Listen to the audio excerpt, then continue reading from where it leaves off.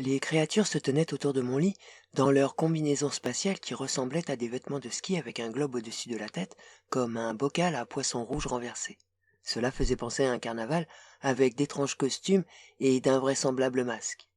Je sais que ces masques sont leurs visages, mais je discute avec eux et m'aperçois que je crois discuter avec des humains derrière ces masques. Ce sont des gens, et pour eux, je sais que j'éprouve une affection quasi maternelle. C'est inévitable, je suppose. Ils me rappellent tous Ronnie, un étudiant en médecine que je connaissais autrefois. Il était de petite taille, replet et passionné. On ne pouvait s'empêcher de l'aimer, mais on ne pouvait non plus le prendre très au sérieux. Il était pacifiste, écrivait des vers et les sortait pour les lire à haute voix à des moments particulièrement intempestifs. Et il bégayait lorsqu'il parlait trop vite. Ils sont comme ça, à la fois très gentils et très peureux. Je ne suis pas la seule survivante, ils me l'ont fait savoir, mais je suis la première qu'ils aient découverte et la moins endommagée, celle qu'ils ont choisie pour représenter auprès d'eux la race humaine. Ils se tiennent autour de mon lit, répondent à mes questions et sont aimables avec moi lorsque je discute avec eux. En groupe, ils ressemblent à la fois à un aéropage de nations et à une arche de Noé, un de chaque espèce, grand ou petit, trapu ou mince, 4 bras ou ailes, toutes les formes et toutes les couleurs de peau, plumes ou poils. Je les imagine siégeant aux Nations Unies de l'univers, discourant chacun dans son langage, écoutant patiemment, mais sans comprendre quoi que ce soit aux problèmes des autres, s'ennuyant à mourir, mais trop polis pour se permettre de bâiller. Ils sont polis, si polis que j'ai presque l'impression qu'ils ont peur de moi, et je désire les rassurer. Mais je parle toujours comme si j'étais en fureur. Je ne puis m'en empêcher, parce que si les choses avaient tourné un peu différemment... Pourquoi n'êtes-vous pas arrivé plus tôt? Pourquoi n'avez-vous pas essayé d'éviter la catastrophe? Quoi qu'il en soit, pourquoi n'êtes-vous pas venu plus tôt? S'ils étaient arrivés plus tôt dans le Nevada, où les ouvriers de la centrale atomique sont lentement morts de faim derrière les murailles de plomb, s'ils avaient recherché plus tôt les survivants des poussières par lesquelles les nations du monde s'étaient mutuellement anéanties, George Craig serait encore vivant. Il est mort avant leur arrivée. C'était mon compagnon de travail, et je l'aimais. Nous étions descendus ensemble, franchissant, porte après porte, les défenses automatiques qui devaient protéger les gens du dehors contre le danger de la radioactivité à l'intérieur.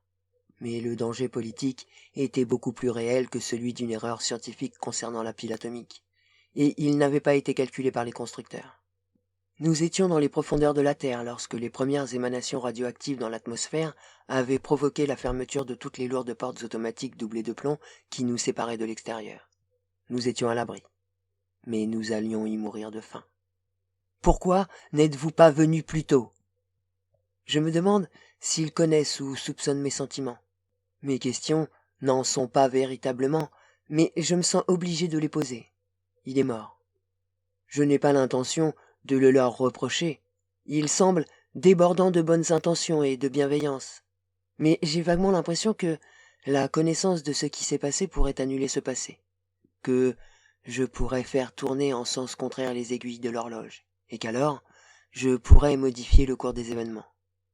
Si seulement j'avais pu leur faire signe afin qu'ils arrivent un peu plus tôt.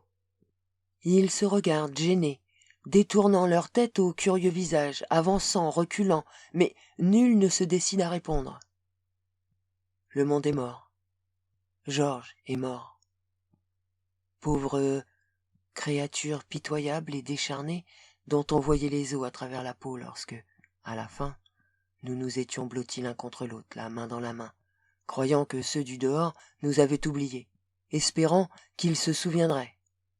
Nous ne savions pas que, dehors, le monde gisait sous un linceul de poussière radioactive. La politique les avait tués. Ces êtres autour de moi, ils se tenaient à l'affût, prévoyant ce qui allait arriver à notre monde, écoutant notre radio de leur petite colonie sur les autres planètes du système solaire. Ils avaient vu venir cette guerre fatale. Ils représentaient des civilisations stellaires d'une grande puissance, d'un niveau technologique avancé, avec une population en regard de laquelle la nôtre n'était qu'un simple village. Ils étaient plus forts que nous, et pourtant, ils n'avaient pas esquissé le moindre geste. Pourquoi vous ne nous avez pas arrêtés? Vous le pouviez. Celui qui se trouve le plus près de moi et ressemble à un lapin recule, indiquant d'un geste poli qu'il laisse la place à quelqu'un d'autre pour parler. Mais il a un air coupable, et ses gros yeux ronds n'osent me regarder en face. Je me sens toujours faible. J'éprouve des vertiges. Il m'est difficile de réfléchir, mais j'ai cependant l'impression qu'on me cache un secret. L'un d'eux, qui a l'air d'un chevreuil, hésite et se rapproche de mon lit. Nous avons discuté? Nous avons voté? Il parle dans un microphone fixé sur son casque. Il a un museau et de longues lèvres délicates et frémissantes comme s'il mordillait des pousses et des bourgeons. Nous avions peur, ajoute un autre qui ressemble à un ours. Nous avions peur de l'avenir, dit un troisième qui paraît descendre de quelques gros oiseaux du genre pingouin. Tellement peur. Vos armes étaient vraiment très redoutables. Maintenant, ils parlent tous à la fois. Ils se pressent autour de mon lit. Ils s'excusent. Un tel massacre, c'était affreux. Toutes ces nouvelles. Mais vous, les humains, cela semblait vous laisser indifférents. Nous avions peur. Et sur vos boîtes à images, susurre le chevreuil, j'ai vu des pièces qui disaient que la découverte d'habitants dans l'espace vous sauverait de la guerre. Non pas parce que vous nous laisseriez vous offrir notre amitié et vous enseigner la paix, mais parce que les humains s'uniraient dans la haine des étrangers. Ils oublieraient leurs querelles pour se lancer dans une guerre nouvelle et plus féroce contre nous. Il détourne de moi son visage. Vous étiez sur le point de conquérir l'espace. Nous nous demandions comment nous cacher. Celui-ci, qui parle rapidement, a la taille d'un enfant. On dirait qu'il a des chauves-souris comme ancêtres, fourrure grise et soyeuse sur son museau pointu, gros yeux d'animal nocturne, grandes oreilles sensibles, avec, sur le dos de son scaphandre, une bosse que recouvraient peut-être des ailes repliées. Nous nous efforcions de dissimuler l'emplacement de nos colonies, afin que les humains ne soupçonnent pas notre présence et ne viennent pas nous importuner. Ils ont honte de leur crainte, car c'est à cause d'elles qu'ils ont cessé d'observer la loi d'amour de leur civilisation, et qu'étouffant en eux une bonté et une pitié naturelles, ils nous ont laissé nous entretuer. Je commence à me sentir plus éveillé, et à comprendre plus clairement. Et je commence également à les plaindre, car je vois pourquoi ils ont peur. Ils sont herbivores. Je me souviens de la morphologie animale. Sur la voie de l'évolution, on rencontre des mangeurs d'herbes, de baies et de racines. Chacun possède une forme appropriée du cou et du visage, et ses grands yeux à l'air inquiets pour déceler les chasseurs et s'enfuir à leur approche. Au cours de toute leur histoire, ils n'ont jamais tué pour se nourrir. On les tuait. On les dévorait s'ils ne réussissaient pas à s'enfuir. Par sélection naturelle, ils avaient atteint l'intelligence.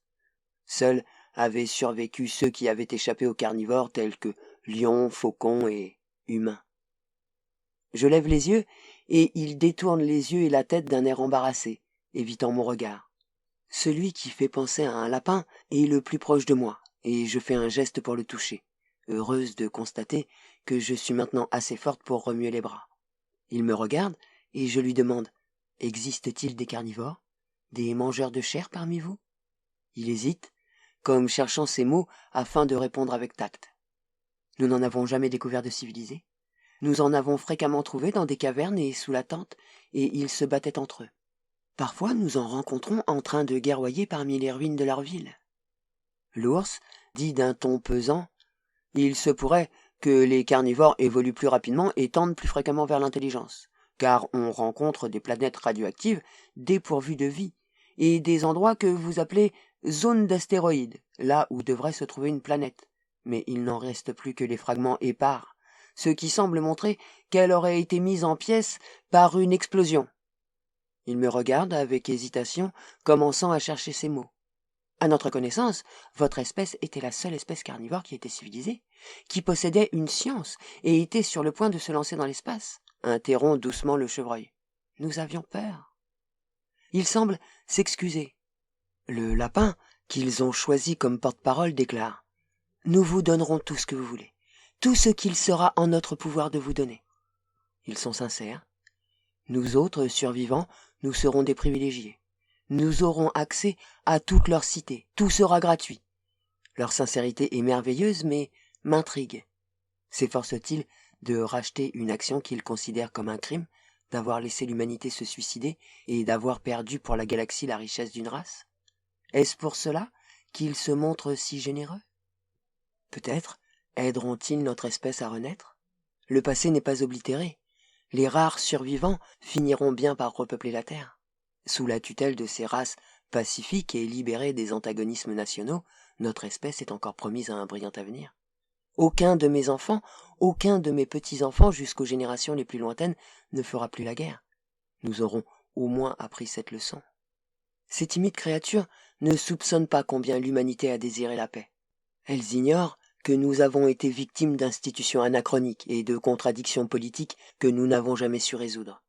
Nous ne sommes pas naturellement sauvages. Nous ne sommes même pas du tout sauvages en tant qu'individus. Peut-être le savent-ils, mais ont-ils peur cependant? Ont-ils dans le sang une terreur instinctive, léguée par leurs lointains ancêtres timides et pourchassés? L'espèce humaine sera pour eux une associée de grande valeur. Même convalescente comme je le suis, après avoir failli mourir de faim, je sens en moi une énergie qui leur fait défaut. La sauvagerie, en moi et dans l'espèce humaine tout entière, est créatrice. Car chez les gens instruits comme moi, la sauvagerie est dominée. Elle s'attaque aux problèmes et les résout au lieu de détruire les gens.